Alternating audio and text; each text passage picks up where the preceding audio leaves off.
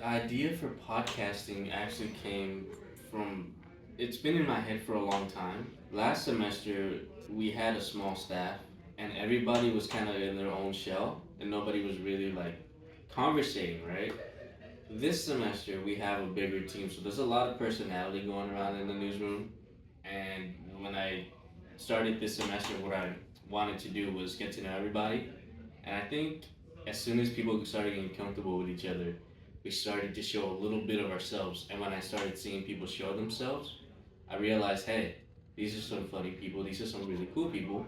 Let's go ahead and show our personality compared to just words written on a newspaper, right? I listen to a few podcasts outside in my free time, mostly just when I'm doing chores around the house. I like to listen to podcasts so I can have like something to listen to.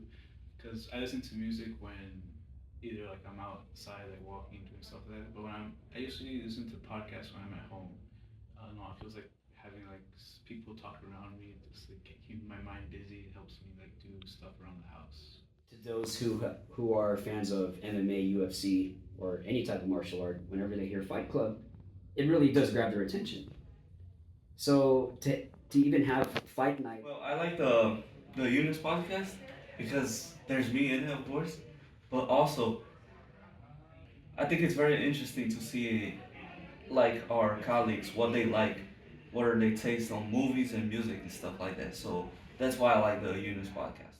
Whenever you first the letter, yeah, I'll cry to the music sometimes when I'm sad, but then it's so good that you just on their hand, you know, like yeah, getting to the topic like sad music. My favorite I think the Unions podcast is very interesting because you get a lot of different perspectives from like students that are in the or in the staff, and a lot of variety of topics as well. It goes from like sports to movies, music, and food, travelings, and that's very interesting. That can appeal to a wider audience, and you also get the perspective of the staff who have written stories or on campus on those topics and themes. So you also get their perspective as well. I've always said this to my advisors. I want to be the best writer, but over the years, over the semesters, I've wanted to do a lot more. I've wanted to cover entertainment news. I wanted to cover sports. I wanted to cover music.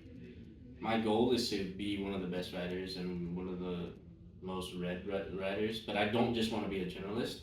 I have a dream of like maybe writing movie scripts one day, maybe writing a book one day, because I have that's what got me into journalism in the first.